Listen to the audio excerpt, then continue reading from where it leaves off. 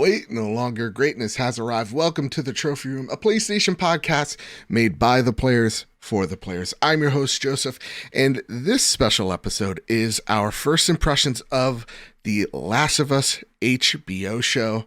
And before we get into it, spoilers for the show and some sprinkled spoilers for the game. So this is only for folks that have played the game, watched the show, or don't care about anything they may see in the future. So let's start. You've been warned. So with all that said, with all that out of the way, the greatest co-host, whoever is, whoever will be, Mr. Kyle Stevenson, how are you, sir? Elated in this moment. Ooh, a $5 word. I know. I was saving it for a special occasion. That special occasion is here. I want to get right into it, Joe. Yeah. Just because if you don't know what we're doing here, we're going to be reacting immediately after every single episode of The Last of Us HBO show. This is episode 1. We just watched an hour and a half of a video game adaptation, which I've heard through the streets, Joe. I don't know about you. Those are notoriously bad. Notoriously pretty mediocre if it's trying to follow the base, like the source material. The and stories themselves, yeah. Why do we need a Last of Us adaptation? The story's not great. Right. Like I've seen better. Exactly. That at least that's what other people have said. Yeah. I'm here to tell you in this very moment. Yes. Single-handedly the best adaptation of a video game ever through episode 1, as well as I need every single person who doubted the casting. Tell me. To bend the knee, kiss my feet, and go touch some grass. Y'all should be eating some crow right now. Because everybody. Yeah. Those were Joel, Tommy, Ellie, Tess. That is who I played a decade ago. Perfect. That's... My God. I can keep going, but Joe, go ahead. So how this is going to roll... Is this off the cuff? This is, strictly for the RSS feed version for our patrons. And for this special episode, we'll see how it does. The video version here on YouTube. So if this is a first time viewing, hello, hit like, share, subscribe, smash that like button, as the youth says. We're a PlayStation podcast. This is, a game that is obviously so close to Kyle and I. This is truly the game that cemented me in the PlayStation ecosystem. And I was nervous, Kyle, walking in. I know you were. And I know I jumped the gun. I'm sorry, Joe. I'm just so excited. I'm so excited, too. There's no roadmap here, Kyle. We could get crazy. Yeah. But I know you were on the past few weeks as we're getting closer. You were like, I am keeping my hype in check. Yep. I'm going in expecting the worst. Yep. And expecting it to wow me and change my mind. So... First episode done. Yeah. Were you upset with yourself that you let the hype get to you, or do you think it worked? It absolutely worked. Yeah. Okay. So, everybody in my house got hyped the last few days as well. And I'm trying to keep my voice down because everybody in the house they're trying to sleep. It's 11 o'clock. I get it. But they were. My mother, when she got done, she's like, Joe, how are you gonna sleep tonight? Like, how are you not going to have nightmares? I was watching with my good friend in the room. She's never, she's heard of The Last of Us. She knows some of the beats. She's very attracted to Pedro Pascal, and she made me very much aware. And I'm like, I get it. Honestly, he's a smoke show in the show. And your brother was watching too, and he just recently experienced the game because of The Last of Us remake. And I was hearing the reaction because we were like a minute or two ahead of people. Okay. And so the Sarah scene, which we'll talk about, I was hearing my mother yell down the stairs. Like, I was hearing just people like in my house in a panic over it. And me just sitting in silence, just like, they've nailed this. The first 20, 30 minutes of this show is perfect. And to go off on the casting too, I think really the true star here, because Pedro and Bella are excellent. Hit me with it. I know where you're going. But Hit me with Gabriel Luna, Uh-huh. He's Tommy. Yeah. He sounds like him. Like they all sound like truly. the actors. Obviously, Marlene is the same actress who Yep. played Marlene in the game, so obviously perfect. But Yep. yeah, Gabriel, Pedro, Bella, man, it Come just on. the first Anna words Tov at Ped as and Tess. oh my god, I Excellent. will. I just want to gush about this for the next, no joke, 8 hours. My favorite thing watching this. Yeah. I mean, I love seeing the new things they added. Mm-hmm. Right, like seeing the next door neighbors, and that like the best scene in my opinion is just the focus on Sarah, and then in the background you see the old lady like freaking out. Yeah. Terrifying. Amy was like, you need to leave. What are you doing here? Terrifying. So, and this first episode with that the infected made the enemies in the game, the runners, were not a big deal playing those games. Yeah. They are even more terrifying now. Absolutely. Especially the one dude that's chasing after Joel and Sarah running through the town where he's jumping over the booths and he's quick and fast. My God. I had like the hair standing on the back of my neck. Yep. Because I'm like, go, go, go, go, go. And I played this game 6 freaking times. Yeah. I know what happens. I mean, whew, man. And to go off the actress that plays Sarah, if you could look up her IMDb. Yeah, it's Nico. Nico, hi. You crushed it. I love, so, in the first game, you're playing as her for the first 20 minutes and you're like, oh, okay. So like you're getting the chemistry between her and Joel down through your actions. And in this show, Nico Parker, thank you. In this show, their chemistry is just incredible from the first scene. You definitely believe that this is a father and a daughter, and trying to make the best of the situation that they have currently, and her seeing like the playful attitude that they have with each other through just like the 30 seconds we saw in the game, just brought to the silver screen. And the watch, like you get the origins of how, and the watch is so important in both games. You get the origins of it.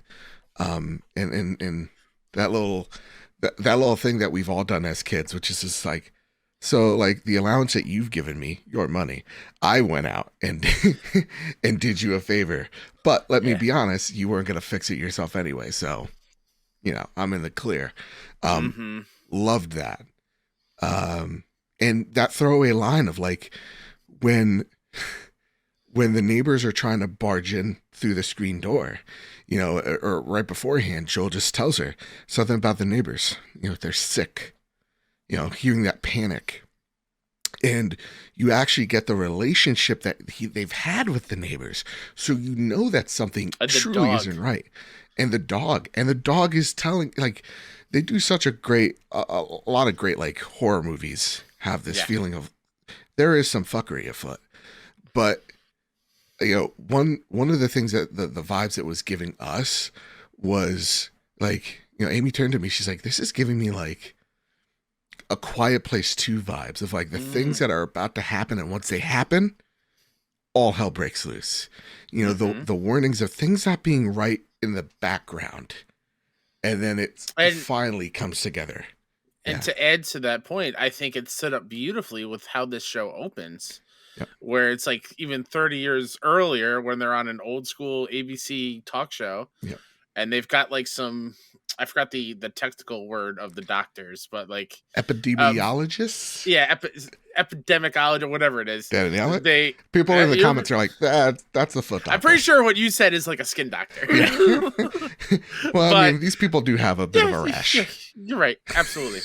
And how they were discussing how viruses can evolve, and the biggest issue to one of those doctors was a fungal infection. And then just going off about like what the cordyceps virus actually does, where it's not like a flesh-eating thing.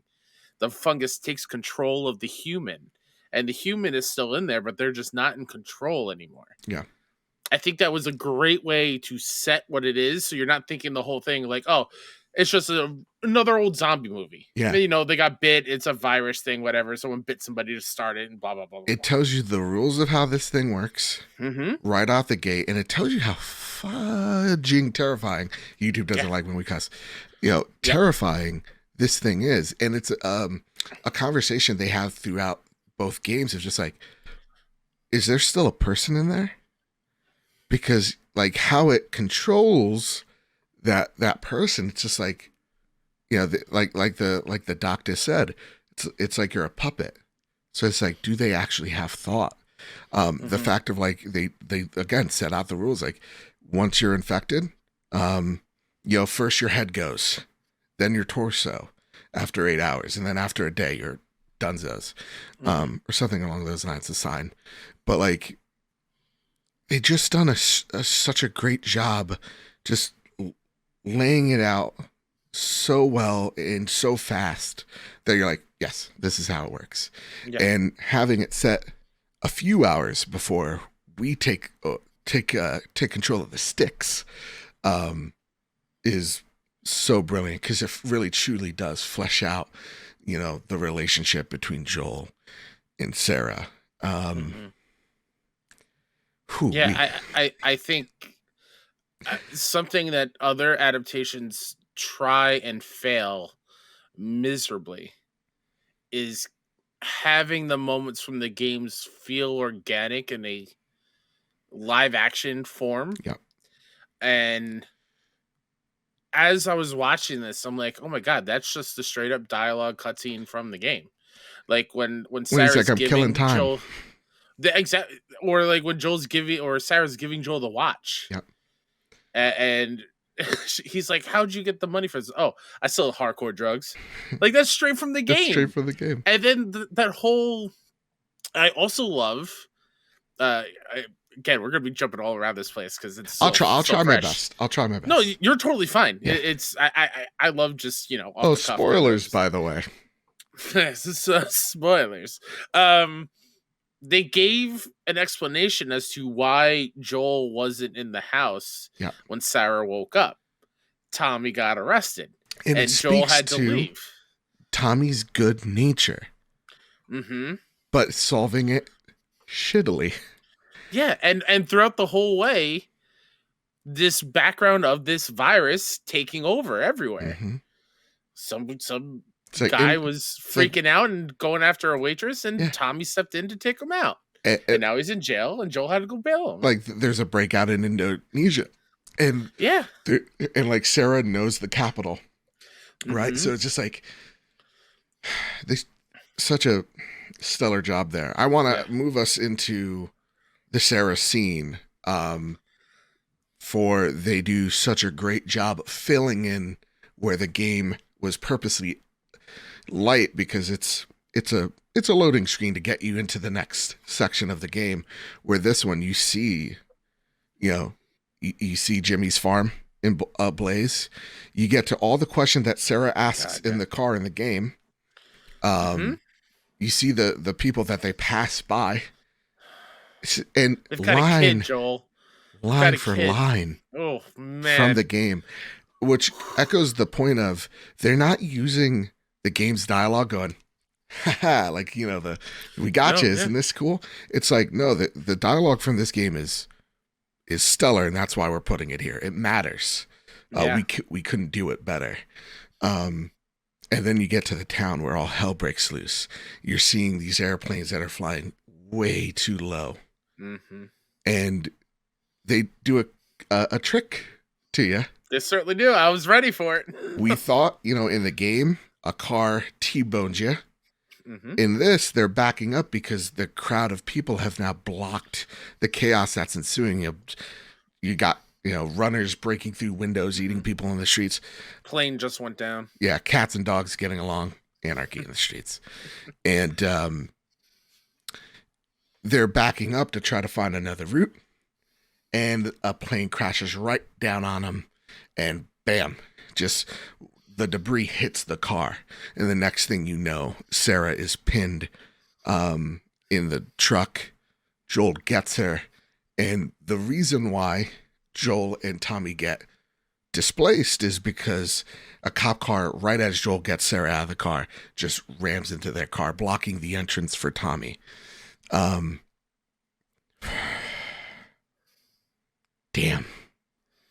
This scene, I gotta tell you something. I mean, we all knew it was coming. We all knew it was coming. We've all experienced it, 2, 3, 4 times at this point. At least us personally. As a fan of this series, so much so. I'll say I'm not an emotional man. But man, when it is, like it's Amy literally goes, "Are you crying?" And there's literally one solid tear, and I'm like, Amy, this is perfect. Like this is it. I was fine until Tommy goes, Joel, and then I knew. Bam. And like in the game, it works perfectly. But the show, I noticed it more in the show. Tell me. Is Sarah so he runs out of the I'm gonna say the ice cream shop. It looked like an ice cream shop. Yeah, the bar, restaurant, whatever it is. The Applebee's. Sponsored. Yeah. Hashtag coupon code Applebee's. The neighborhood bar and grill. Hashtag Outbreak Day. I want that trending. Applebee's on Outbreak Day. Half off apps after 10. After Outbreak. But yeah, he runs out and there's a military person there, soldier, I think they're called, points a gun at him. Here's the one thing. I would have liked him to say, "Sir, he's got a kid." He did. Does he? He does. Oh, okay. I didn't hear. Maybe. Yeah, he definitely does. Okay, cool. Shoots. Joel peers down. He sees that he got hit, but he was grazed. Yep. Sarah is hit. And the scene that we're all mentally scarred from 9 years ago. And here's why what I noticed in this part of Sarah is obviously freaking out. She's shot. She's dying in front of our eyes and Joel's eyes. And she's gasping and freaking out. And then the camera does something where it's focusing on Joel or it cuts to Tommy. Yeah. Then all of a sudden there's no more gasping. It's quiet. And then it cuts back and she's there just lifeless. And whew, man, it's like you said, it's perfect. Nico. It's the reason why Joel is the way he is. And I think, I think Nico Parker had big shoes to fill for the actress that played Sarah in the games. And she nailed it. Yeah. Oh my God. And at this point, I was like, okay, all right, you giving me what I wanted. All right. Yeah. Now you could take me on the crazy ride that will not be 1-to-1 with the game, because I appreciate the origin that you've given me. And I was so surprised that the changes, because remember, this is a video game. We have to fill things with gameplay, and they have to take out... Oops, sorry, I hit everything. They have to take out the gameplay and supplement it with more story. So, like, you're getting the backdrop of, like, how Joel is a, first off, how jobs sort of work in this new Fedra in Boston. You get to see how Boston's just been carpet bombed to all hell. But you see how jobs work. You see how people are miserable. They're not living anywhere close to a fulfilling life. You see a child peer out into Boston, actually make it to Fedra, and they check him, and it hits red, and they're like, "We're just gonna give you a little antidote here, and everything's gonna be great. You're gonna get fresh clothes, some candy. Cut, kid's dead. He's being tossed into a fire." Whoa. Yeah. So I think to that point where I was watching them, I was like, okay, they're gonna go through the building, they're gonna go to the checkpoint, trucks gonna explode, then they're gonna get rerouted, they're gonna go through the building, yada yada yada, what we played. Nope. I was pleasantly surprised that it wasn't. And we got little hints of Tess and Robert before we ever meet Robert. We get a little bit of Veronica, aka Ellie. We get other little hints of like what Joel is doing this all for, and he's doing this to go make sure Tommy is safe. Like that whole it's filling in all the gaps from the game, and it de-gamifies the things that should be de-gamified. So, and my favorite thing is taking the gameplay out of the show, where they're going to make the encounters with the infected more meaningful in the show than what it was in the game. Yes. Because in the game, at the way this episode ends, we've been through 2 or 3 encounters with infected. Yeah. And a lot more killing with the soldiers or whatnot. So they're making all that important, which I love. Yeah. Which is kind of what they hinted at on the lead up to the show, where they're like, it's less if you're violent. constantly if you're constantly seeing it, it's gonna not. It's not going to mean much. Yeah. And so, like, you know, the one important scene early in the Boston scene is you're seeing how he's smuggling stuff, and what he's smuggling. He's smuggling like oxy or, you know, whatever, the horse pill, I think it was. And like, this is going to cure it. I got a friend named Joe who runs the radio show. He says this is it. But like, you know, that scene where he's talking to a federal officer, just smuggling drugs in. Here's a pack of cigarettes and, you know, a whole bunch of Eddies or whatever they calling it here. Right. That was a Cyberpunk reference. You see what I've been playing. But like, here's this world's currency or this town's currency in exchange for. And then it teaches you the brutality. It puts a face to the man that Joel's going to kill in a few hours out of necessity and out of rage. And you see Joel, a broken man, trying to make up for that one moment that he couldn't fix. Anatov as Tess. So the one thing that we saw in the game that was different here is, we see a terrorist attack, but it's much less gamified in the sense of like, there's people with RPGs shooting down at these guys. It's not working like that. It's IEDs in the street, right? C4, you know, attached to the back of the car, you know, truly like hit and run terrorist like acts. And Tess is in the middle of it. Well, she's being interrogated by Robert. Of like, hey, this is a whole big mix-up, whatever. You know, one of the guys gave her a black eye in the game. Tess goes up to Joel. She's like, don't worry, it's a bunch of nobodies. I handled it. And she says something similar here. Anatov, man, she crushed it. And even when they're like, but like, Joel, like, what about this dude? We don't. Like, this guy, 20 years after the outbreak day, he's in his 50s. He's like 55 at this point, 56. He's like raging bull. He cannot be stopped. And Anna's like, Tess, she's like, he follows my orders. Don't even worry about it. But there's also, and I want to know your thoughts here, instead of it being guns that they're smuggling, they're looking for a car battery to get to Tommy. And I thought that was such a great Han Solo moment of the reason why, like, Han shoots first type of deal. It's like, Han can't shoot first. He's the hero. Joel can't sell guns. He's supposed to be a morally questionable person, but like, selling guns is, you know, pretty shitty, I would assume. So it's more like, I'm here to try to fix something that broke between me and my brother. I need to get to him. And everybody telling him, like, Joel, you're a great, like, smuggler and all that, but like, it's crazy out there. I want to know how you like that switcheroo of like the reason why he's going after Tommy, or instead of just I'm just a smuggler. Yeah, no, I love it as well, because in the games he just tells us we need to go to Wyoming. Yeah. Or Jackson. He just knows where it is already. In the game, yeah. And here they're telling us like he's going to that guy who's talking to all the radio towers, and that's how he knows where Tommy was going. And he goes back, and he looks like he's been obsessing over it for a while now, and why he's doing all the smuggling stuff.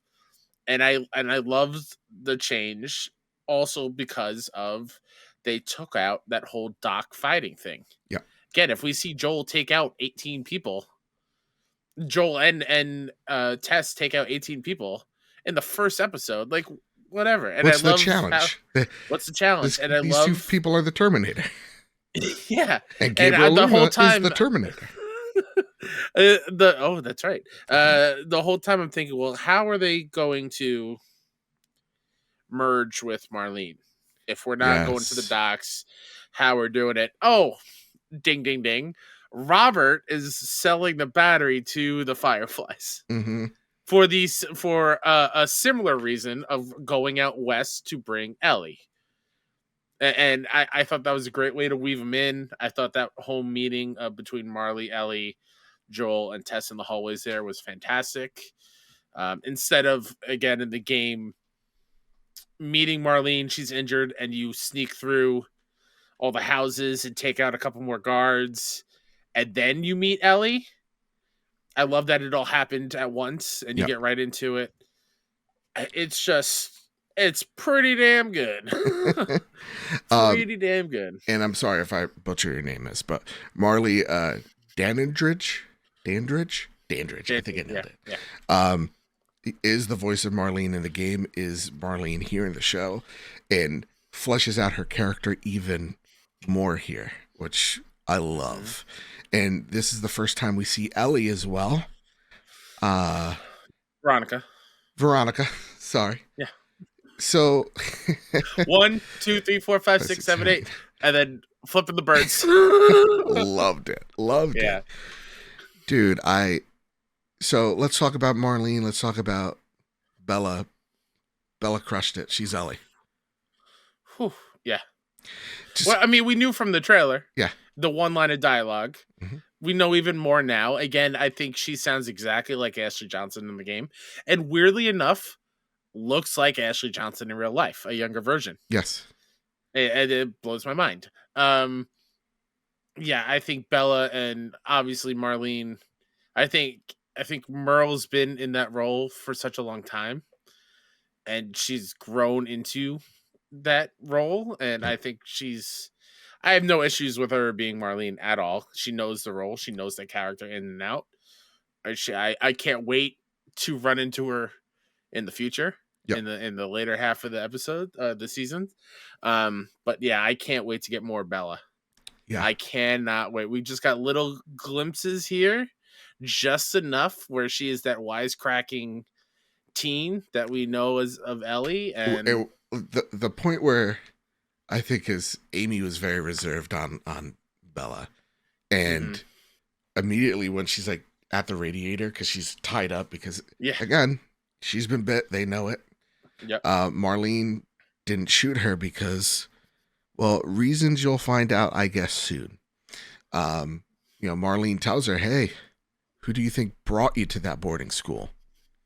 Me. So there's this important, arc that we're getting to that's hinted out through the show that I think it's better than the game where it's just like, "Hey, I was her mom's friend," right? Yeah.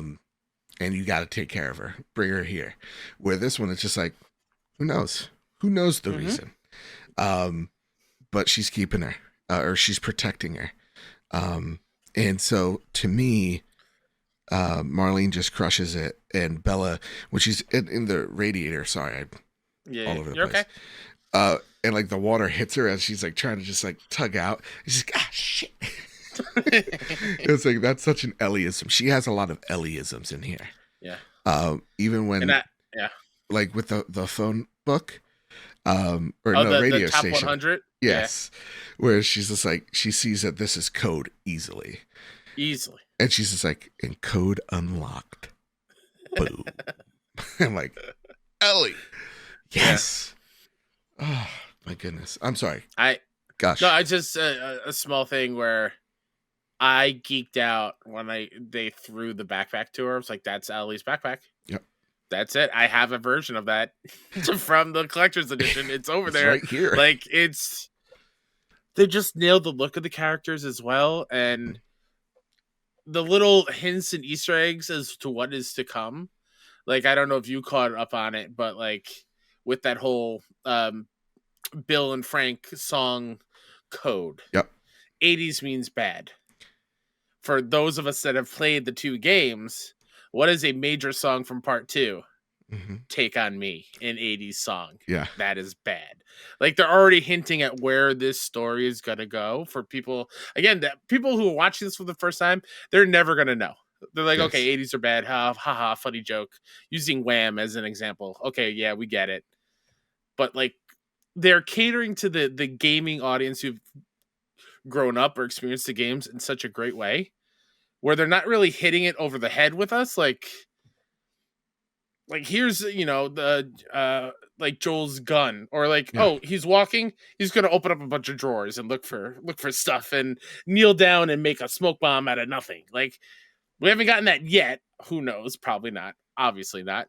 But they're catering to us who played the games, as well as making a really damn good show for everyone that has not played a video game ever. Yeah. And they just want to see a really good HBO show. It's fantastic. Just very good. Let's get to the last part here. Yeah.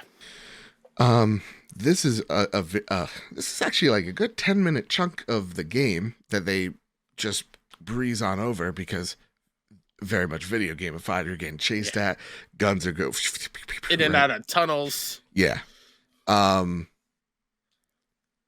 So this part I loved. They try to sneak and they see a guard's busting a piss. Right. Or they just stumble on this guard as he's busting a piss. He's like, oh shit, let me get my gun, take away, and then takes a gun, aims it at him. Who's the soldier, Joe? Soldier's the guy he was slinging drugs to. And right there, just similar as in the game, he scans them all and he's like, y'all are going to hang. And Joel is trying to bargain with him of like, well, okay, what if all the stashes from here on out, free, they're yours? And he's like, well, all of them have to be, they all have to be free because I'm risking my life as well as yours. So, and he's like, I told you, don't come out tonight. Yeah. It's like, he gave that warning earlier in the show. Like, do not come out. And it goes to show there, nobody is right or wrong here. Everybody's just surviving. Yep. I think this is a really good moment to just illustrate how this game works. Even, again, my friend Amy, she's like, are the fireflies good or bad? I go, no. No one's good or bad. Fireflies, though, are the closest thing you're going to get to good. Yeah. Everyone is morally gray. Yeah. Everybody. But it's always pulled in such a way that it makes sense. And, when she stabs him, and then Joel, there's a moment again of he's pointing the gun at him. She sees, and he just goes for it and beats the shit out of this guy, dead, we assume. Oh yeah. Come on, he's done this. Oh yeah. Uh-huh. And Joel kind of gets to fix the moment that he didn't have with his daughter. And you could see Ellie is looking at him and she's not terrified. She's kind of like, oh, okay, so this is why you guys are helping me. Like, you guys will actually protect me. Yeah. And that goes to, I watched a little thing after the episode where they had like the creators talk about it. Craig Mazin and Neil came on to talk about the first episode and whatnot. Oh, okay. And they included that scene, and they talked about that scene where it mirrors earlier where Joel takes out the next door neighbor, and Sarah immediately starts crying. Oh, she's scared of Joel in that situation. She's never seen that. And in this, they said it's the opposite, where Ellie sees that, and for once somebody is protecting her, and she's in it. She's looking, like, you could see Ellie. She's like sneaking, trying to get a better look at it. Yeah. Because she wants to see what this is, because no one has really protected her in this way. She's been alone all her life at the boarding school. Yeah. So they use the word, I believe, activated, where she's like, this is a turning point for her where she knows she's going to be safe with these people. Yeah. And I thought that was a really cool duality thing that they did in the show. Yeah. That Craig Mazin, he knows what he's doing. I think this kid's got a bright future. Him and Neil are a good combo. Holy mother of God. And then we get to the part where we're going through the broken, like, tall ass building. Oh yeah. And What's it? What do you hear in the back? Maybe the RTX worked there. You hear tickers. You hear infected. Tickers. Yeah, what did I say? Oh, sorry. You said tickers. Clickers. So gotta unlearn that. Yeah. But yeah, god damn. So now we're going to get into the Capitol building and more drama to come. Mm-hmm. But yeah, this is some good stuff. It's pretty good. Pretty good. It's a pretty good show. I think they got something here. I think they got something here. Final thoughts on all this, Kyle? That hour and a half flew by. Yep. I had such a great time watching this. It is so far. I'm going to say so far. I don't know what's coming in the next 8 episodes. Who knows? But so far, they are nailing everything while also giving us new things that just add to my love for this IP and the story. And I'm now just thinking about the beats that are coming up. And I'm so excited to see their take on it. Yeah. While also terrified because I know what's coming. Yes. And I know I'm going to be a mess every single week. Yes. Because there's probably not going to be an episode where something not tragic happens. It's the last of us. Right? Like, I don't know. Yeah. Exactly. I remember Amy's like, oh, I can't wait to see more of this person. I think they're great. And I literally tell her, I go, uh-huh. Not sorry, I didn't literally tell her. I was like, uh-huh. In my head, I'm like, don't get attached. I do want to ask you before we go. Yeah. Because we've talked about it on the show for a little bit now. Your brother just recently played the first game. I want to know his thoughts if you talked to him about this first episode yet. Very briefly. Immediately, once we were done, and my parents were a few minutes behind. Because funny enough, the dog was barking outside, causing a ruckus. I actually thought that was the show. Sweet. So my parents were like 2-3 minutes behind us. And yeah, my brother's like, hey, you got like 30 minutes to talk about this? He's like, this is good. Like, this is really good. I'm like, this is perfect. This is magnifique. Yeah. Stellar. I can't wait to see more. They're doing it. They're doing the damn thing. What a great start. And listen, the next 8 episodes, we could see Joel's bare butt, and I'm going to be all right with it because this was just pure. Yeah. That was a Halo dig. Don't watch that show. Keep watching this one. Can't wait till they find Nate's ring somewhere and actively show it to the camera. A little part of me was looking, I'm like, okay, Naughty Dog orb somewhere. Yeah, I'm like, Naughty Dog likes to, make little hints to their next game. Where is it? Yeah. But yeah, this is just pick up a Wumpa fruit and take a bite out of it in episode 4. No PlayStations in here either. I thought that was going to be not yet. Not yet. But yeah, that has been our first impressions of the Last of Us HBO show. Spoiler filled. So yeah. Kyle, is there anything you'd like to spotlight before you get on out of here, sir? You can follow me on Twitter at Mr. K-Step, and join us on this ride here at the Trophy Room. If you want to check out all the indie game goodness that I cover over at 61indie.com, that's SIXONEINDIE. That'd be swell. Yeah. And I love you very much. And you can follow me over at Mr. Badbit. You can follow this show over at the Trophy Room at PS Trophy Room on Twitter. And if you really, really like us, please hit like, share, subscribe. It helps grow this channel. And if you really, really like us, tune in each and every week where we cover the latest and greatest in all things PlayStation. You can follow us on Apple Podcasts, Spotify, Google Play, wherever you get your RSS feed of choice, your podcast service preference. We're there. So before we go, I want to know what your thoughts are of the Last of Us show. Was this good? Did you love it? Did you hate it? Do you have no taste? Let me know down below. With all that said, with all that out of the way, everybody, keep hunting, keep playing PlayStation. See you next week. Endure and survive. Endure and survive.